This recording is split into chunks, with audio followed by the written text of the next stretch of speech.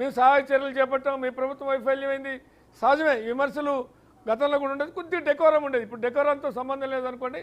విమర్శలు సందర్భం సమయం ఏదైనా ఒకరిపై ఒకరు వాడి వేడిగా చర్చ విమర్శలు చేసుకోవడం అనేటువంటిది సహజమైపోయింది. కానీ ఇక్కడ ఆ బోట్ల గురించి కూడా పెద్ద గొడవ వస్తుంది. సరే, ఆ బోట్లు వచ్చి ప్రకాశం బ్యారేజ్ని ఢీకొట్టి అది కుప్ప కూలిపోయేంత స్థాయిలో ఆ బోట్లకు బలం ఉందా, లేదు నిజంగానే లంగరేస్తే వరద వచ్చినప్పుడు అవి ఆటోమేటిక్గా కొట్టుకొచ్చాయా?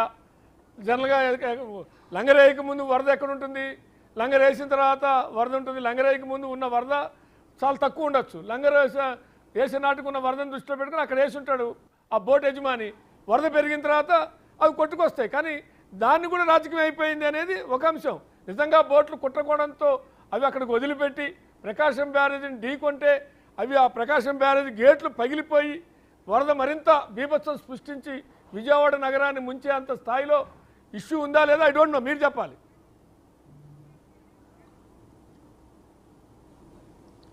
నమస్కారం అండి. బిగ్ టీవీ ప్రేక్షకులకి, అదేవిధంగా ఈ డిబేట్లో పాల్గొన్న పెద్దలందరికీ కూడా నా హృదయపూర్వకమైన ధన్యవాదాలు. ఒకటి, వరదకి సంబంధించినంత వరకు వరద మనం అనుకోని వరదే వస్తూ ఉంటుంది. వరద అంటే వరదగానే భావించాలి. అయితే ఇక్కడ మనం ప్రభుత్వ పరంగా ఏం చేశాం, ఎట్లా చేశాం, ఏ రకంగా నష్టం జరగకుండా చూసాం అనేది ప్రధానమైనటువంటి అంశం.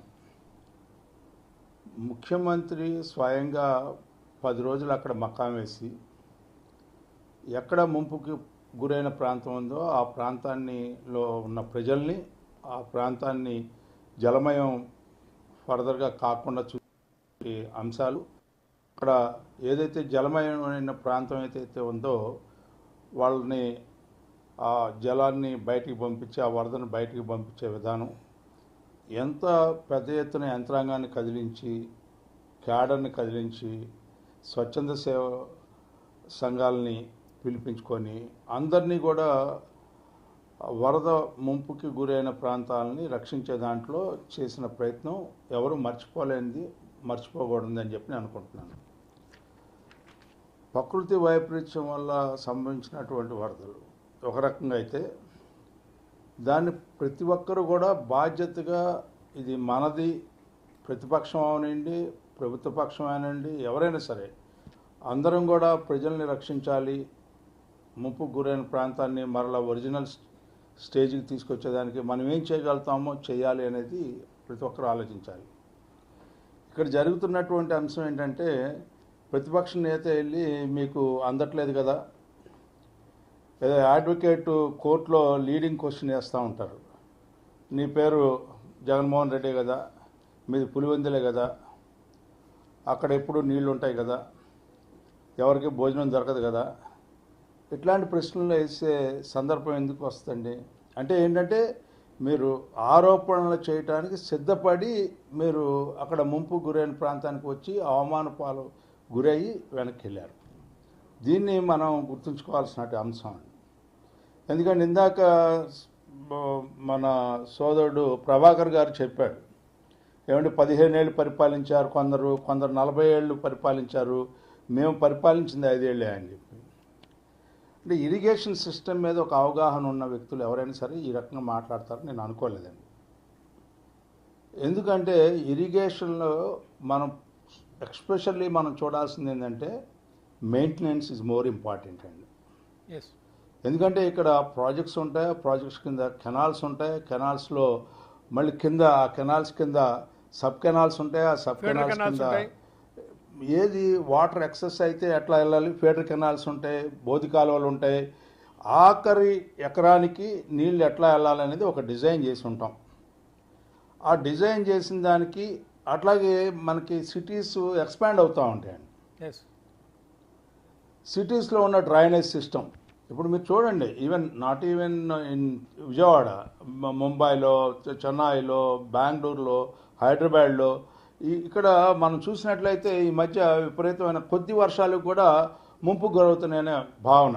ఎందుకంటే ఆ డ్రైనేజ్ సిస్టము అన్నీ కూడా మనం ఒకటి ఒక రకంగా గవర్నమెంట్ ఆర్గనైజ్ చేస్తూ ఉంటుంటే ఇంకో రకంగా డ్రైనేజ్ కింద కాకుండా అన్నీ కూడా అందుట్లోకి వస్తూ ఉంటాం. ఇట్లాంటివి కూడా మనం చూస్తూ ఉంటాం. ఇక్కడ నేను చెప్పేది ఏంటంటే, నేను ఎక్స్పెషల్లీ నేను మెన్షన్ చేయాలనుకుంది ఏంటంటే, బుడమేరు ఉంది. బుడమేరు ఎక్కడికి పోలా. బుడమేరు మన పుట్టక ముందు నుంచి పుట్టింది అనేది మనందరికి తెలిసిన విషయమే.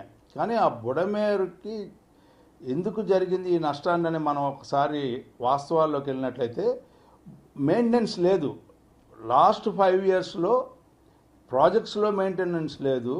మనం చూసాం కడప దగ్గర అన్మాయ ప్రాజెక్ట్ ఏ రకంగా అయింది, లేకపోతే మా పులిచింతల ప్రాజెక్ట్ ఏ రకంగా గేటు ఊడిపోయింది.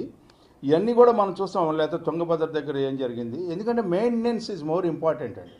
ఎందుకంటే ఎవ్రీ ఇయర్ ప్రాజెక్ట్ ఎప్పుడో కడతాం. 50 సంవత్సరాల క్రితం, 60 సంవత్సరాలు, 70 సంవత్సరాలు శ్రీశైలం ప్రాజెక్ట్ కట్టి, అంటే దానికి రెగ్యులర్ మెయింటెనెన్స్ ఉందా లేదా. ఎందుకంటే ప్రాజెక్ట్స్ని కాపాడుకోవాల్సినటువంటి అవి జీవనాడులు, సమాజానికి సంబంధించింది, ప్రజలకు సంబంధించింది. ఎందుకంటే సకల చరాచర జీవరాశులకి నీరు అవసరం.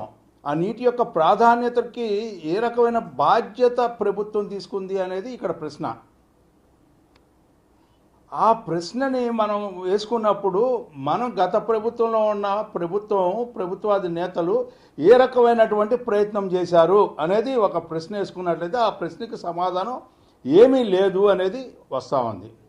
ఎందుకంటే గతంలో నీటి సంఘాలు లేదు, వాటర్ యూజర్స్, డిస్ట్రిబ్యూటర్ కమిటీసు, లేదా ప్రాజెక్ట్ కమిటీసు, ఇట్లా కేవలం దోపిడీ మార్గాన్ని ఎత్తుకొని వ్యవస్థలన్నింటినీ నాశనం చేసేసి సర్వం మన చేతుల్లో ఉంచుకొని ఈ రోజున సమాజానికి నష్టం జరిగే అంశాలని గమనంలోకి తీసుకోకుండా ప్రకృతి వైపరీత్యం వల్ల ఏ రకంగా నష్టం జరుగుతుంది, దానికి ఏ రకంగా నష్ట నివారణకి మనం చేసిన చర్యలు ఏమిటి అని చెప్పి ప్రశ్నించుకున్నట్లయితే ఏమీ లేదు అనేది మనకు అర్థమవుతా ఉంది. గతంలో కూడా 9 సార్లు తుఫాన్ సంభవించిందండి. గత ప్రభుత్వంలో తుఫాన్ సంభవించి వరదలు వచ్చినప్పుడు, వరదలకి ముంపుకు గురవుతూ ఉన్నప్పుడు, పంటలు నష్టపోయినప్పుడు ఆ పంటలకి నష్టానికి కారణం మనం అనేక సందర్భాల్లో చెప్పుకున్నాం, అనేక విధాలుగా, అనేక రూపాల్లో. ఎందుకంటే డ్రైనేజ్ సిస్టమ్ సక్రమంగా లేకపోవడం వల్ల వెంటనే వాటరు సీలోకి వెళ్ళలేకపోతా ఉంది. మామూలుగా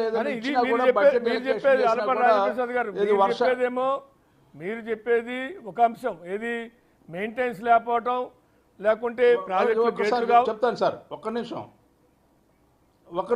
ఒకటి వరదకు సంబంధించి చెప్పిందండి. రెండోది ఏంటంటే ఈ పైగా ప్రజల్ని వంచే మార్గం, ప్రజల్ని మాయ చేసే మార్గం, ప్రజల్ని మోసం చేసే మార్గం, ఎదుటి వాళ్ళ మీద దుమ్మెత్తిపోసే కార్యక్రమం.